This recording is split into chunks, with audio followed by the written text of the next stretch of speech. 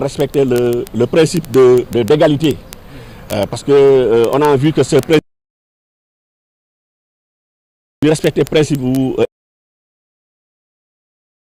sur 93 candidats. Bon, telle loi dafa ne boo déposer ce dossier donc bu fekkee ne dañ la rejeté renvoyé donc pour nga dem mottali. Parce que 10 jours qu'ils ont déposé et bon complété ji vendredi dernier dañu notifié envoyé au deuxième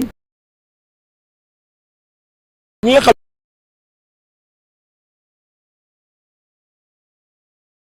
la il faut ñu respecter quand même déjà xam ngeen ne loolu je pense que loolu kenn donc ñu rappel ñi nga xam ne on a déposé en dernier ressort mënuñu ñu boole dañu tëxaleeg ñi nga xam ne ñu ngi fii ils ont au moins une semaine ou bien 10 jours d'avance. Ça c'est le premier point. Deuxième point bi c'est un rappel bi mooy dañuy rappeler au conseil constitutionnel yaa ngi dégg donc li nga xam ne moo ko tënk maanaam xam nga premier lot bi parce que léegi on est au deuxième tour xam nga premier tour bi on avait fait des tirages vous comprenez il y avait presque de 93 candidats donc ñu def tirage donc nous on s'est retrouvé à la 90e position.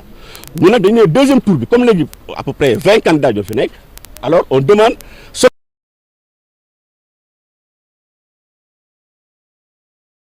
mën nañ def tirage defaat benn tirage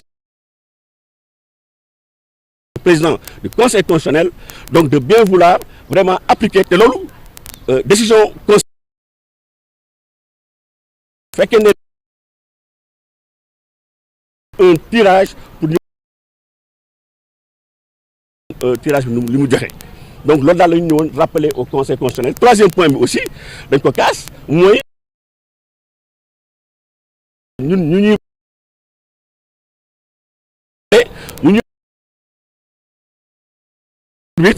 donc dañoo waroon seppi ñi nga xam ne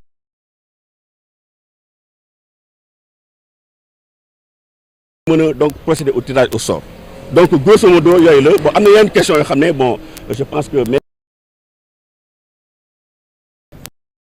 ñeneen ngi wax ci wàllum tirage ñi nga xam ne def nañu benn front ñoom ñu ngi wax ci li nga xam ne moom mooy limu parrainage yi pour ñi nga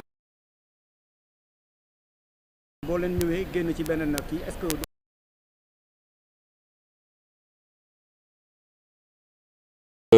boo leen dégloo suñu mandataire bi Maxet que je salue au passage keroog bi mu ñëwee ñu ne on nous a envoyé au deuxième tour moom moo njëkk a déploré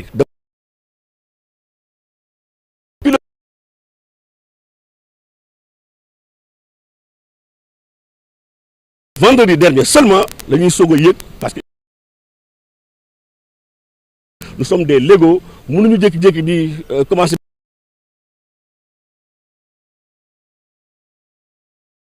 vendredi ci 18h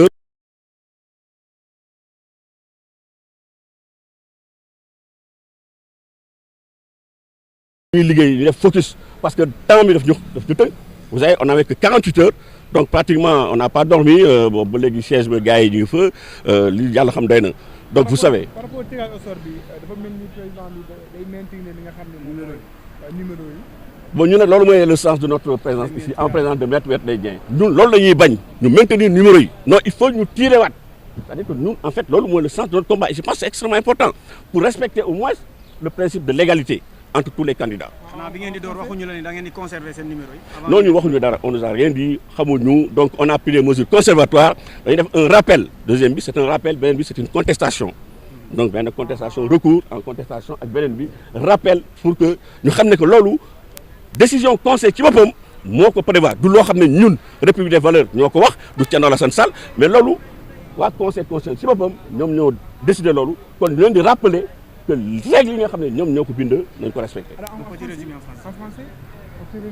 Bon voilà bon en fait je suis là en présence de Maître Wetday Dieng donc huissier de justice il y a aussi mon collègue Ferdinand donc nous sommes venus ici aujourd'hui pour déposer deux recours. Bon, je ne vois pas de recours parce que le deuxième acte que nous avons posé c'est un rappel donc à l'institution, au Conseil constitutionnel, des règles qui, en fait, auxquelles ils sont liés. C'est-à-dire auquel le Conseil constitutionnel est lié. Donc le premier recours, c'est-à-dire pourquoi nous avons fait appel à un huissier, c'est parce que depuis ce matin, nous sommes là. À 7h30 déjà, on était là. Bon, on a voulu déposer les 2 courriers tranquillement, mais bon, on a eu quelques difficultés, on avoue, vraiment pour déposer les 2 courriers. On nous a renvoyé à 13h pour ne serait-ce que déposer 2 courriers. Donc, devant une telle situation, nous avons jugé utile de faire appel à un huissier pour constater, au cas où les courriers n'auraient pas été acceptés par le Conseil constitutionnel, donc de prendre acte de cela pour qu'on puisse en tirer toutes les conséquences de droit. Mais bon, Dieu faisant bien les choses, ils ont quand même laissé l'accès. Ce n'était pas facile quand même au départ, bon, mais au finish, ils nous ont laissé l'accès. Et on a pu déposer donc les deux courriers. Donc voilà. Donc le premier courrier a trait, disons, aux règles qui érigent le Conseil constitutionnel, c'est-à-dire qu'on rappelle au Conseil constitutionnel de respecter le principe de l'égalité des candidats à l'élection présidentielle. Parce que vous êtes sans savoir que nous, au premier tour, nous avons été classés, nous étions en 90e position, et sur 93 candidats, on l'a accepté. Mais on souhaiterait quand même qu'au deuxième tour, au moins qu'on puisse d'abord procéder au tirage au sort, et ensuite respecter le principe de l'égalité. Parce que nous trouvons anormal, inadmissible, que des gens qui ont pu bénéficier d'au moins 10 jours pour aller compléter le doublon, que nous les mettions, qu'ils soient mis dans le même lot que nous autres qui avons en fait complété en dernier ressort. Donc en d'autres termes, pour m'expliquer, nous on demande au Conseil constitutionnel d'accorder plus de temps aux candidats qui ont eu à déposer le vendredi dernier, contrairement à ceux qui en fait avaient déposé depuis les premiers jours donc, du dépôt des candidatures. C'est la deuxième requête. C'est la deuxième requête. Non, c'est les 2 requêtes. C'est 2 requêtes. Une requête donc pour qu'on nous accorde, en tout cas pour le tirage. Ensuite, la deuxième, pour qu'on puisse nous accorder, respecter le principe qui ont complété en dernier ressort. Vous y croyez, le Conseil la commission, pour ne pas dire le Conseil, va procéder demain au contrôle des parrainages de ceux qui sont admis entre guillemets au second tour. Votre requête, vous l'avez introduite aujourd'hui. Vous croyez que le Conseil va se pencher sur cette Bon, là, bon, on a quand même foi quand même à notre justice, au Conseil constitutionnel. Nous sommes des légalistes. De tout le temps, nous avons toujours été légalistes. Et c'est en vertu donc de ce principe qui nous anime, qui anime la République des valeurs, que nous avons foi quand même à cette institution en pensant que le droit sera dit, donc rien que le droit. On demande que le respect donc, des textes qui érigent le Conseil constitutionnel. Vous ne faites pas partie du collectif des 28?